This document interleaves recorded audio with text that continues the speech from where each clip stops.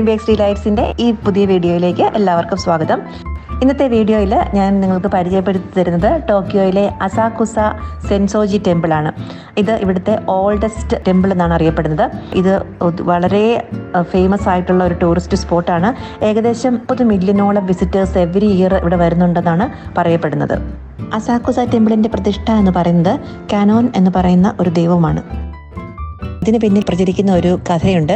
നൂറ്റാണ്ടുകൾക്ക് മുമ്പ് 2 മുക്കുവന്മാർക്ക് സുമേദ റിവറിൽ അവർ മീൻ പിടിക്കുമ്പോൾ അവരുടെ വലയിലൊരു പ്രതിമ കുടുങ്ങുകയും ആ പ്രതിമ യൂസ്ലെസ് ആയിട്ട് കണ്ട് അവരതിനെ തിരിച്ച് ആ റിവറിലേക്ക് വലിച്ചെറിയുകയും ചെയ്തു. എന്നാൽ പലതവണ അത് പിന്നെയും അവരുടെ വലയിൽ കുടുങ്ങി. അപ്പോൾ അവർക്ക് തോന്നുകയാണ് അതിനെന്തോ ഒരു ദൈവിക ശക്തിയുണ്ട്. അവരതിനെ ഒരു ചെറിയ താൽക്കാലികമായ രീതിയിൽ പ്രതിഷ്ഠിക്കുകയും പൂജ ചെയ്യുകയൊക്കെ ചെയ്തു. അങ്ങനെ കാലക്രമേണ ആ പ്രതിഷ്ഠ ഒരു വലിയ അഭയസ്ഥാനമായി മാറിയ നാട്ടുകാർക്ക്. അങ്ങനെ അവർ ഈ അമ്പലം പണിയുകയും അതിന് ഒരു വലിയ പ്രസിദ്ധി കൈവരുകയും ചെയ്തു. ഈ ടെമ്പിളിൻ്റെ പ്രവേശന കവാടത്തിൽ തന്നെ നമുക്കൊരു പടുകൂറ്റൻ റെഡ് ലാൻറ്റേൺ കാണാം. ഇത് ജാപ്പനീസ് ആൻഡ് ചൈനീസ് കൾച്ചറിൻ്റെ ഒരു ഭാഗമാണ്. ഈ ലാൻറ്റേൺ റെപ്രസെൻ്റ് ചെയ്യുന്നത് ഗുഡ് ലക്ക്, പ്രോസ്പെരിറ്റി, ഹാപ്പിനെസ് ഇതൊക്കെയാണ്. അതുകൊണ്ട് ഇത്തരം ലാൻറ്റേൺസ് അവരുടെ ഹോളി പ്ലേസുകളിലും സെലിബ്രേഷൻസിലും ഒക്കെ കോമൺ ആയിട്ട് കാണാം. ഇങ്ങനെയുള്ള ബുദ്ധിസ്റ്റ് അമ്പലങ്ങളിലൊക്കെ കയറുമ്പോൾ നമ്മളെ തന്നെ ഒന്ന് ക്ലീൻ ചെയ്യേണ്ട ഒരു രീതിയുണ്ട്. അപ്പോൾ അതെങ്ങനെയാണെന്നുള്ളത് ഞങ്ങളുടെ ഗൈഡ് ഞങ്ങൾക്ക് വിശദീകരിച്ച് തരികയാണ്.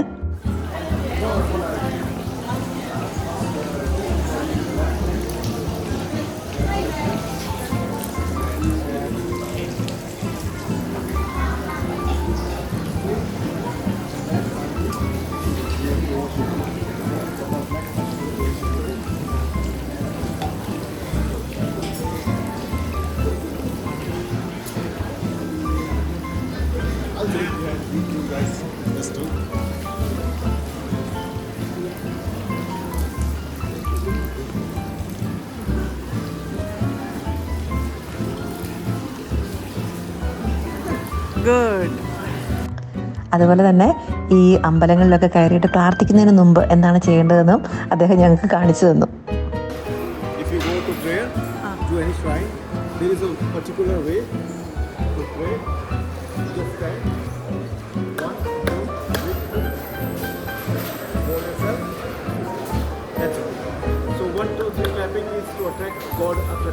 ഓക്കെ.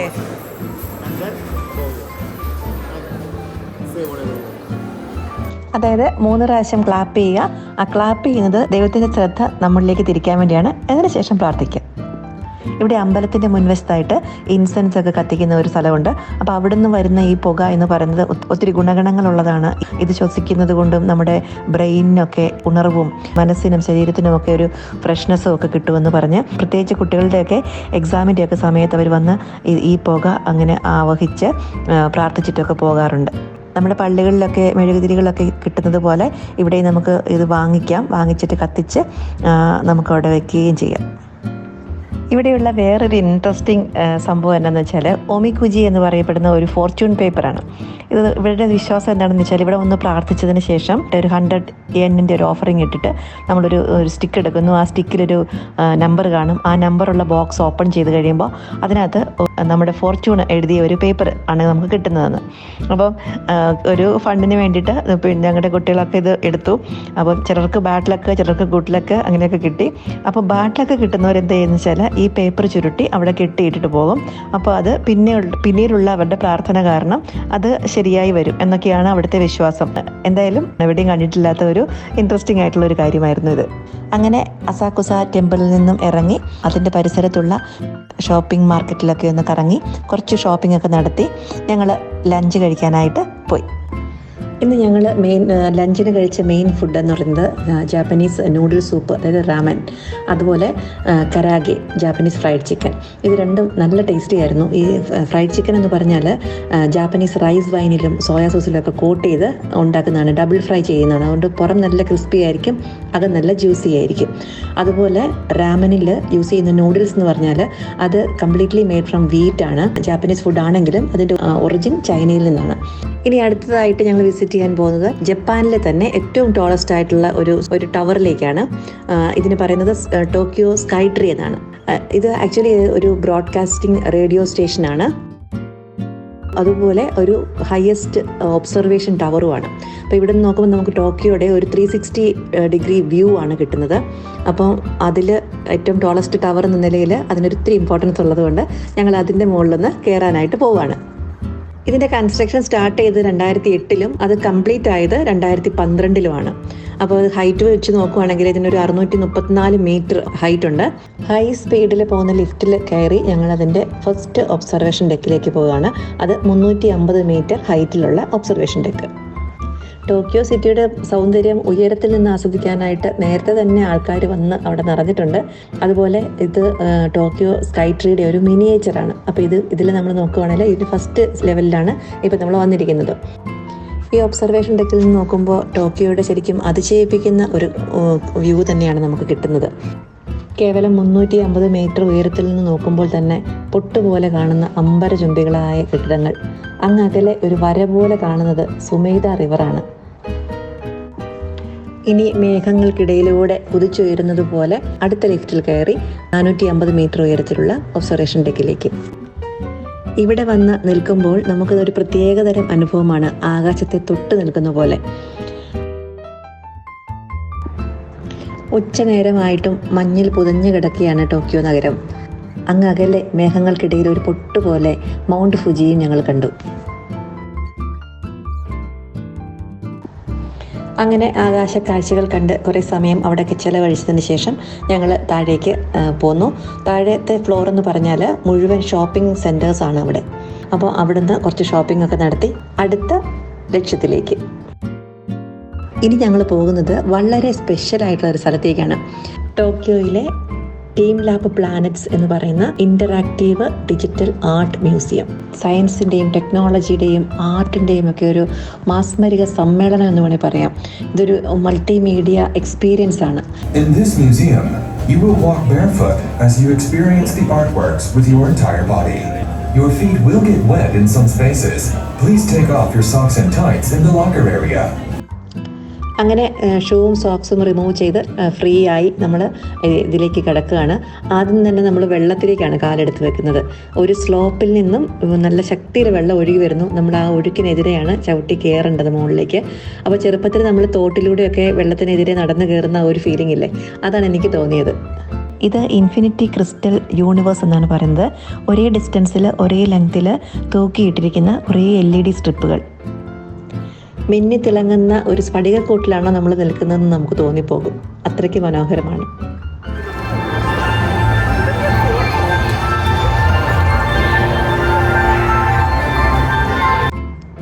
ശരിക്കും ഈ വെള്ളത്തിൽ ഇപ്പോൾ ഓടിക്കളിക്കുന്ന ഫിഷസ് റിയൽ ആണോ എന്ന് എനിക്ക് സംശയം തോന്നി. കാരണം അത്രയ്ക്കും ഒറിജിനാലിറ്റിയാണ്. ഇവിടെയുള്ള ഒരു സ്പെഷ്യൽ എഫക്റ്റ് എന്താണെന്ന് വെച്ചാൽ നമ്മുടെ കാലിൽ ഇത് വന്ന് മുട്ടുമ്പോൾ അതൊരു പൂവായിട്ട് മാറുന്നു, പിന്നെ അത് സ്കാറ്റർ ചെയ്തു പോകുന്നു. വലിയ ബോളുകൾ കൊണ്ട് നിറച്ചിരിക്കുന്ന ഒരു സ്പേസ്. നമ്മൾ തൊടുമ്പോൾ തന്നെ നിറം മാറുകയും മൂവ് ചെയ്യുകയും ചെയ്യുന്ന ബോളുകൾ. ഈ റൂമിലാണെങ്കിൽ നമ്മൾ കയറുന്ന പാടെ നമുക്ക് ഫ്ലോറിൽ ഇരിക്കാം, അല്ലെങ്കിൽ നമുക്ക് കിടക്കാം. കിടന്ന് നമ്മൾ മലർന്ന് മുകളിലേക്ക് നോക്കുമ്പോൾ കുഞ്ഞ് ചെറിയ പൂമുട്ടുകൾ വന്ന് അത് വിരിഞ്ഞ് നല്ല പൂവായി അതിൻ്റെ ഇതളുകൾ പൊഴിഞ്ഞ് നമ്മുടെ ദേഹത്തേക്ക് വീഴുന്ന ഒരു ഫീലിംഗ് ആണ്. ഇത് മോസ് ഗാർഡൻ. ആരെങ്കിലും ഒന്ന് തൊട്ടാൽ സ്വയം കളർ മാറുകയും ആ മാറുന്ന കളർ ചുറ്റോട് ചുറ്റും ട്രാൻസ്മിറ്റ് ചെയ്യുകയും ചെയ്യുന്ന സ്ഫടിക കുമിളകൾ. എന്തൊരു ഭംഗിയാണല്ലേ കാണാൻ. ഇതാണ് എനിക്ക് ഏറ്റവും ഇഷ്ടപ്പെട്ട സ്പേസ്. ഇത് ഫ്ലോട്ടിംഗ് ഫ്ലവർ ഗാർഡൻ ആണ്. ഇത് ശരിക്കും റിയൽ ഓർക്കിഡ്സ് ആണ്. അപ്പോൾ ഇതിനെ ഇവർ ഹാങ് ചെയ്തിട്ടേക്കാണ്. ഡിഫറെൻറ്റ് ലെങ്തിലാണ് ഇത് ഹാങ് ചെയ്തേക്കുന്നത്. എന്നിട്ട് ഇതിങ്ങനെ വേവ് പോലെ അത് പൊങ്ങുകയും താഴുകയും ചെയ്യുന്നു. ആണെങ്കിൽ ഫ്ലോർ ആണെങ്കിലും മിററിലാണ് ചെയ്തേക്കുന്നത്. അതുകൊണ്ട് നമ്മൾ എവിടെ നോക്കുമ്പോഴും നമ്മൾ പൂക്കളുടെ ഇടയിലിരിക്കുന്നത്. അങ്ങനെ തികച്ചും വ്യത്യസ്തമായ ഒരു അനുഭവം പകർന്നു തന്ന ടീം ലാബിനോട് വിട പറഞ്ഞ് ഞങ്ങൾ പുറത്തേക്ക് ഇറങ്ങി. ഇപ്പോൾ സമയം 4:30 കഴിഞ്ഞതേ ഉള്ളൂ. സൺസെറ്റായി, ചുറ്റും ഇരുട്ടൊക്കെ പരന്നു. ഇനി ഞങ്ങൾക്ക് ഒരു ഡെസ്റ്റിനേഷൻ കൂടെ ഉണ്ട്. ജപ്പാൻ്റെ ഒരു പ്രത്യേകതയായ ഷിബുയ ക്രോസിംഗ്.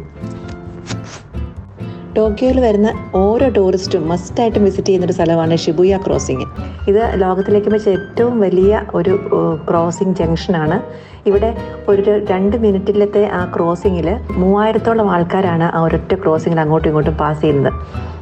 അപ്പോൾ ഇവിടുത്തെ പ്രത്യേകത എന്താണെന്ന് വെച്ചാൽ എല്ലാ ഡയറക്ഷനിൽ നിന്നും വരുന്ന വാഹനങ്ങൾ ഒരേ സമയത്ത് സ്റ്റോപ്പ് ചെയ്യുകയും ആ ഒരേ സമയത്ത് തന്നെ എല്ലാ ഡയറക്ഷനിൽ നിന്നും ആൾക്കാർ അങ്ങോട്ടും ഇങ്ങോട്ടും എല്ലാം ക്രോസ് ചെയ്യുകയും ചെയ്യുന്ന ഒരു ഭയങ്കര മനോഹരമായ ഒരു സീനാണ് ഇത്. ശരിക്കും പറഞ്ഞാൽ ഒത്തിരി ഫേമസ് ആണ്, ഒത്തിരി സിനിമകളിലൊക്കെ വന്നിട്ടുള്ള ഒരു രംഗമാണിത്. അതായത് ജപ്പാനിലെ ആൾക്കാരുടെ ബിസി ലൈഫിനെ ഷോക്കേസ് ചെയ്യാനായിട്ട് ഏറ്റവും ഈസി ആയിട്ടുള്ള ഒരു സംഭവമാണ് ഈ ഷിബുയ ക്രോസിങ്. അപ്പം ഇപ്പോൾ നമുക്ക് കാണാം 4 സൈഡിലും ആൾക്കാർ ഇങ്ങനെ വെയിറ്റ് ചെയ്യുകയാണ്, ഇങ്ങനെ കൂട്ടം കൂടി വെയിറ്റ് ചെയ്യാണ്. നമ്മൾക്ക് കണ്ട് ഉത്സവം നടക്കുന്ന പോലെ ഉണ്ട്. പക്ഷേ ഇത് ഡെയിലി ഓരോ മിനിറ്റിലും അവിടെ നടക്കുന്ന ഒരു സംഭവമാണ് എന്നുള്ളതാണ് ഇതിലെ അതിശയം. ഇതൊരു ജാപ്പനീസ് സ്റ്റൈൽ റെസ്റ്റോറൻ്റ് ആണ്. ഇവിടെയാണ് ഞങ്ങൾ ഡിന്നർ കഴിക്കാനായിട്ട് സെലക്ട് ചെയ്തേക്കുന്നത്. അപ്പോൾ ഇവിടുത്തെ സീറ്റിംഗ് അറേഞ്ച്മെൻറ്റ് കണ്ടോ, നല്ല വ്യത്യാസമാണ്. പിന്നെ ഇതിൻ്റെ ടേബിളിന് നടുക്കായിട്ട് ഒരു ബർണറുണ്ട്.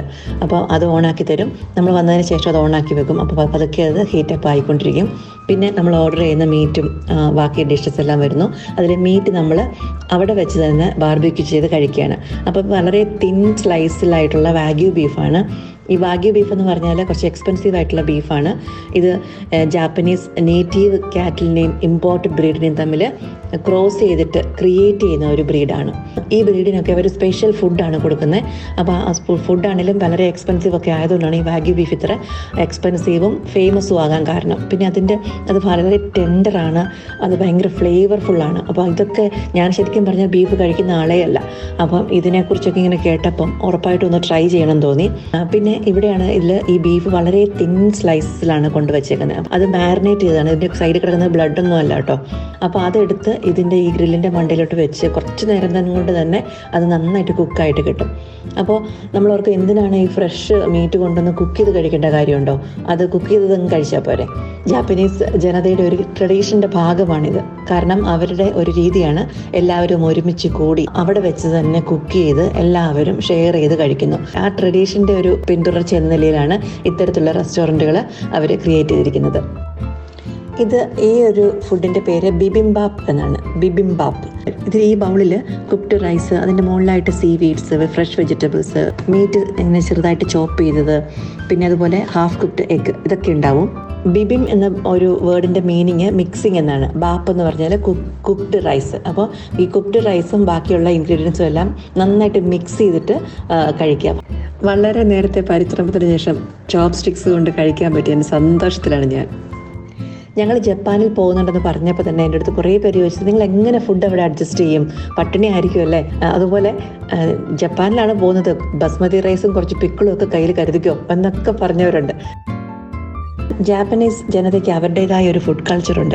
ഫ്രഷ് ആൻഡ് ഫൈൻ ഇൻഗ്രീഡിയൻസ് വെച്ച് അവർ ഉണ്ടാക്കുന്ന ആ ഫുഡ് എന്ന് പറയുന്നത് വളരെ ഹെൽത്തിയാണ്. കാർബോഹൈഡ്രേറ്റ് ഏറ്റവും കുറവും പ്രോട്ടീൻ റിച്ച് ആയിട്ടുള്ള ഒരു ഫുഡാണ്. omega-3 fatty acids, vitamins, minerals എല്ലാം റിച്ച് ആയിട്ടുള്ള ഒരു ഫുഡ്. അപ്പോൾ അതുകൊണ്ട് ഇത് കഴിക്കുമ്പോൾ നമുക്ക് യാതൊരു ഹെവിനെസ്സും ഫീൽ ചെയ്യത്തില്ല. ഇത് എക്സ്പീരിയൻസ് ചെയ്ത് കഴിഞ്ഞപ്പോൾ ഞാൻ ശരിക്കും ഈ ജാപ്പനീസ് ഫുഡിൻ്റെ ഒരു ഫാനായി മാറി.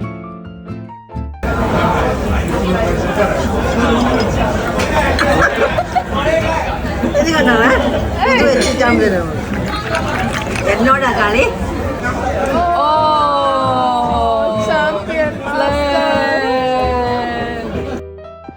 ഡിന്നറൊക്കെ കഴിഞ്ഞ് ഞങ്ങൾ ഹോട്ടലിലേക്ക് നടന്നാണ് പോയത്.